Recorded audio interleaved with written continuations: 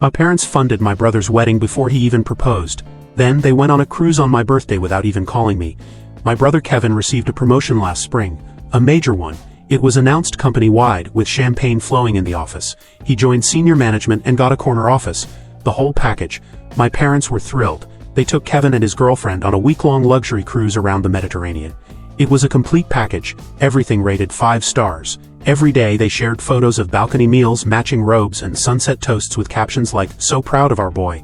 I liked the pictures, sent a congratulatory message, and even messaged Kevin before they left to say, "Well-deserved, man." Then I went back to work. 3 months later I got promoted too.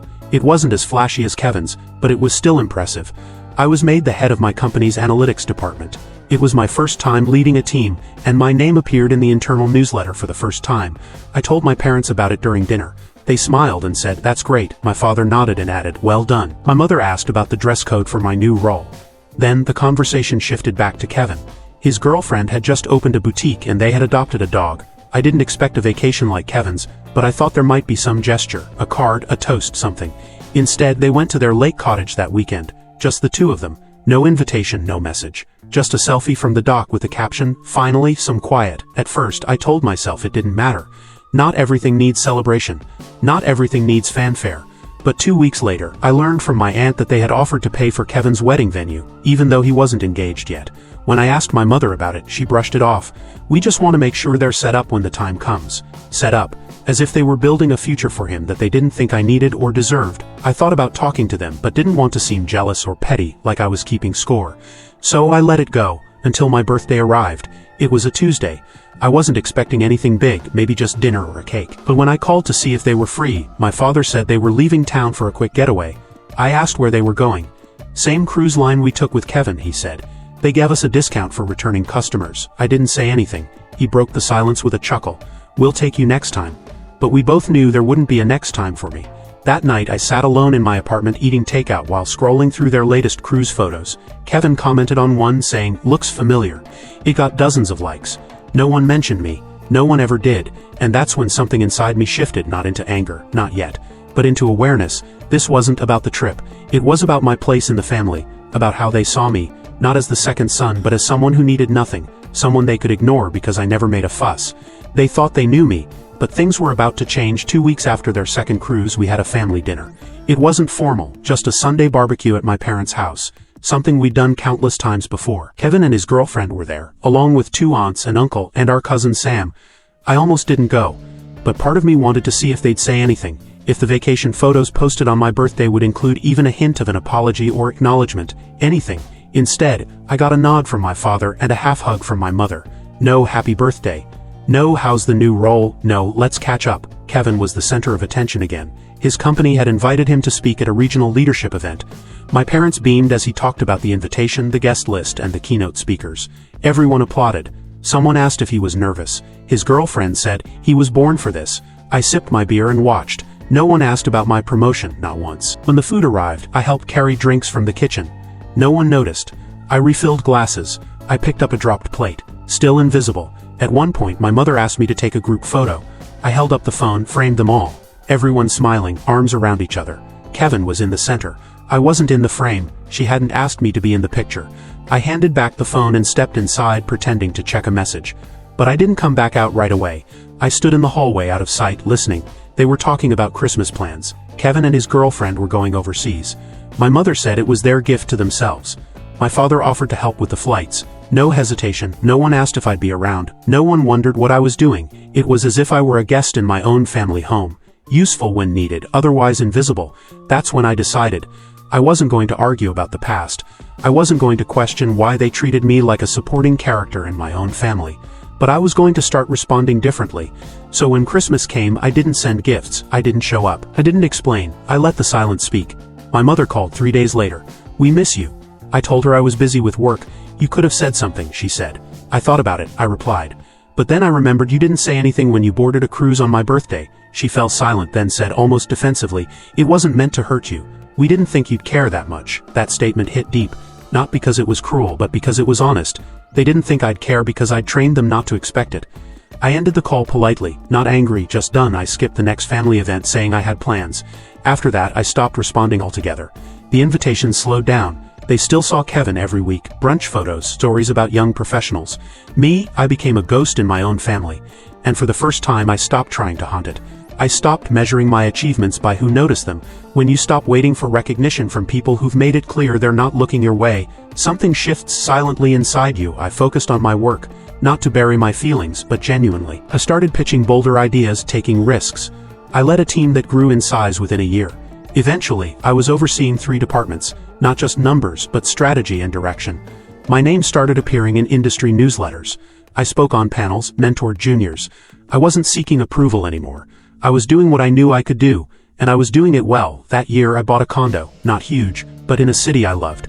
Bright, clean, near a park with a balcony that caught the best late afternoon light. I hosted a housewarming party. I invited coworkers, old friends from college, neighbors. My parents weren't invited. Neither was Kevin, not out of spite but because I didn't want to perform for them anymore. I didn't want their approval stamped on something I'd already earned. Then something unexpected happened. An old acquaintance of my parents, someone I barely knew but had met as a child, messaged me on LinkedIn. "Heard about your recent success? Congratulations, your parents must be thrilled." I stared at it, my chest tightened. Because no, they weren't thrilled. They hadn't said a word. No calls when my name appeared in a list of top professionals. No mention of the condo. Not even a comment on the photo I posted after 6 months, of me on my new balcony, drink in hand, smiling. They knew, of course they did. Mutual connections talked. Family members commented. My cousin texted me that she'd shown her mother. But from my parents, silence. Then Kevin got engaged. It was a full production, photos in a flower field, branded #champagne, even drone footage of the proposal. The caption read, "She said yes, couldn't have done it without the people who always believed in me." My mother commented first, "We're so proud of you, sweetheart. You've built something beautiful." I closed the app, not out of sadness, but because I finally understood the difference between being ignored and being free. I didn't send a gift. I didn't like the post. A week later, my father texted me about the engagement party, saying they expected me to be there. I didn't reply. I just said, "I won't be attending." No reason, no apology, no follow-up. They started noticing the distance. I could hear it in the hesitation in my mother's voicemails, the occasional check-in texts. But they didn't connect it to anything they'd done. People who haven't seen you can't understand why you've disappeared. And I wasn't doing it out of spite. I was doing it because I'd realized you don't owe closeness to people who only call themselves family when it suits them. You don't owe your presence to a table where your seat has always been borrowed, never built. I wasn't seeking applause anymore. But when the nomination came, something flickered inside me. The old instinct to want someone to notice when you finally break through the ceiling they said you'd never touch. The email was from an industry organization I'd long admired. Alexander Reed, Leadership in Technology and Analytics. I read it again, then sat there, not celebrating, just still. Because for the first time, I understood what it felt like to be seen by people who had no reason to see me, and did anyway. My coworkers toasted me. They decorated the office kitchen with streamers. Someone baked a cake with my name on it. There were speeches, laughter. Even my former manager sent a handwritten note. "You did this. No shortcuts. All earned. All you." I posted a single photo of the plaque with my name on the nomination list. No caption. The comments poured in, from old friends, colleagues, professors. A few distant relatives I hadn't heard from in years liked it. My parents, nothing, not even a text. At first I thought they might not have seen it, but then my cousin Isla messaged me. "Saw your name on that nominee list. Did you tell your mom?" She knew. She just didn't say anything, or didn't want to, or didn't think it was worth mentioning. A week later, the award ceremony happened. Black tie, grand venue, formal photos. I didn't win, but I didn't need to. Being nominated was enough, and seeing so many people stand when my name was called, people who saw all of me, that was more than enough. When I got home I saw it, a comment on one of Kevin's latest posts, another career milestone. Below it, my mother's comment, "We've never been prouder." The timing, 2 hours after my name was announced on stage. I didn't cry, I didn't yell, I just sat there and realized something I didn't want to admit. Even after all this, it wasn't that I wasn't successful enough or flashy enough. It was about roles. To them I wasn't the golden child. I was the one who always made do. The one who didn't need help so they didn't offer it. That night I opened my laptop and started writing a letter, not to them, but to myself. To the part of me that still wanted them to see it, still waited for a call that would never come. "You're done waiting," I wrote. "You're done proving. They saw you. They just didn't want to admit it. And now, you don't need them to." I never sent the letter, never mentioned the nomination. When they finally called weeks later to ask if I was coming to Kevin's wedding, I said no. My mother hesitated.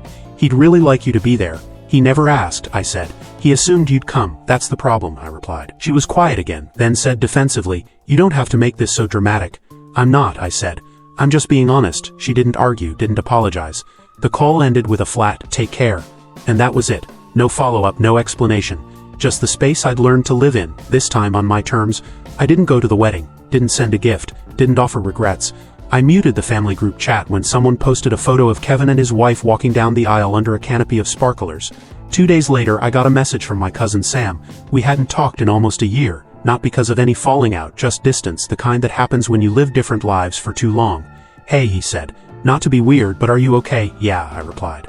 Why? Everyone noticed you weren't at the wedding. Your mom seemed off about it. Thought you might have had a reason. I thought about that before responding. She knew I wasn't coming. Yeah, he said. But I don't think she thought you'd actually stick to it. That line stayed with me because it was true. They were used to me showing up, filling gaps, keeping the peace by staying silent. But this time I wasn't filling anything, and the absence left a shape they couldn't smooth over. Sam messaged again the next day. I talked to your Aunt Jill. She said something strange. Your dad told some people you've been doing your own thing for a while but didn't say what that was. I stared at the message. So they don't even tell people what I do? I guess not, Sam replied. He changed the subject really fast. It wasn't just that they weren't proud of me. They were embarrassed by something they couldn't control. I didn't fit their idea of family success. I didn't ask for help, didn't rely on them, didn't play the role they'd written for me. So instead of acknowledging my path, they pretended it didn't exist. That way they wouldn't have to explain why they'd given one son vacations, funding, applause, and left the other to build his future from scratch. Later that week, Sam and I met for coffee. He asked about my work, my move, my life. He apologized for not keeping in touch. I guess I thought you were too busy, he joked. I was, I said. But not too busy for this. We sat in silence for a while. Then he said something that hit harder than I expected. I always thought they treated you differently. I just didn't know how much of it you were carrying. That was the thing. No one notices the weight until you stop carrying it. Before we left, he asked, do you think you'll ever go back to the family? Maybe, I said. But not as someone waiting to be let in. Only if I get to decide where I stand. That night on my way to bed, I passed the framed nomination letter. I used to keep it by the door so I could see it before leaving for work, as proof that I mattered. Now it just sat there, quiet, present, like me. I didn't need it to remind me anymore. But I didn't move it either, because some things aren't about being seen. They're about being true to yourself, no matter who claps. The message came 6 months after the wedding, simple, unexpected. Hey, are you free to talk sometime? I stared at it longer than I should have. Kevin wasn't the type for vague messages. He was always direct, always planning, always the golden son with a packed schedule of dinners and meetings. This wasn't like him. I replied 2 hours later. Sure, what's up? He asked if we could meet for coffee. I said okay. We picked a spot halfway between us. A quiet cafe with large windows and too many empty chairs on a Tuesday afternoon. He looked tired, still polished, still wearing a jacket that probably cost more than my first month's rent. But there was something worn around the edges, the way he ran his fingers through his hair, the way he skipped small talk. He just said, you didn't come to the wedding. I nodded. No, I didn't, he nodded back. No accusation, just acceptance.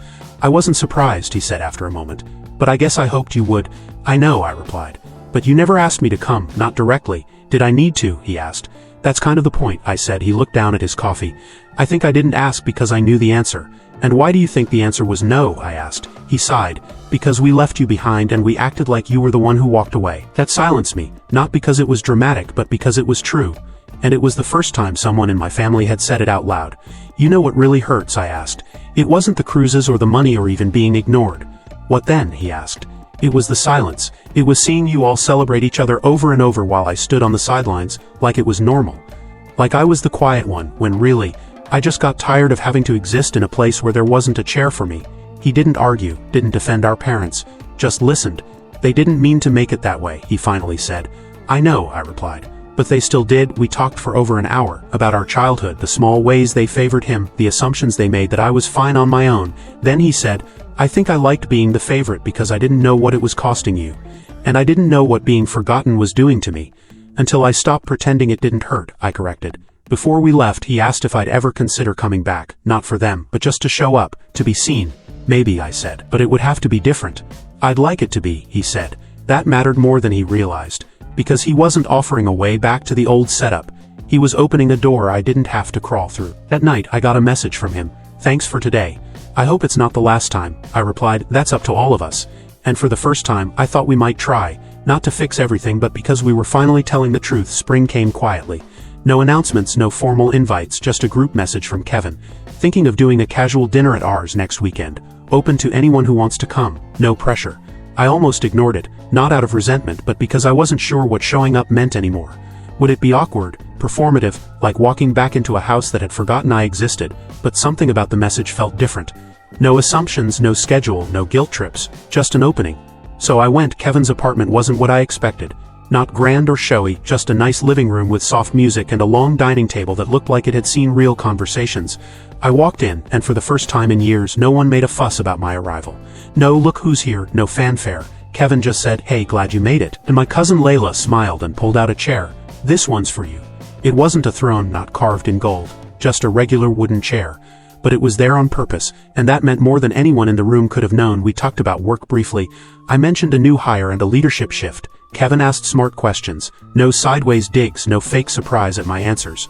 My Aunt Jill complimented how I'd handled a community panel she'd seen online. Someone brought up the wedding, not as a jab, just as a timeline marker. No one made me feel bad for missing it, because they were starting to understand that absence isn't always rejection. Sometimes it's the only language left after being spoken over for too long. As the evening wound down, Kevin pulled me aside while everyone was cleaning up. "I didn't tell Mom you were coming," he said. I raised an eyebrow. "Didn't think she'd want to know, didn't think it was her business," he replied. "She'll find out, and she'll have feelings, but you don't owe her anything." I nodded. "You sure she won't give you grief for inviting me?" "She already does," he said with a smirk. "Might as well make it worth it."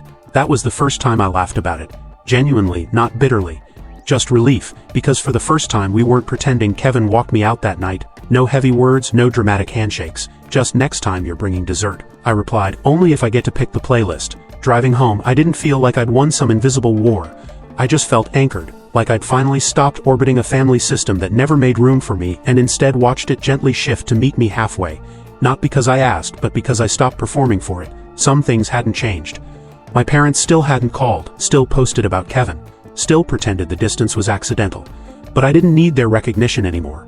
I'd built something outside their spotlight, and I'd let it grow long enough that it didn't shrink in their shadow. The chair at Kevin's table didn't undo what had happened, but it didn't have to, because I didn't show up to change history. I showed up to live, without apology. You don't always get an apology, you don't always get applause. Sometimes all you get is your name said again, not as an afterthought, but as someone worth getting out of a chair for. And sometimes that's more than enough.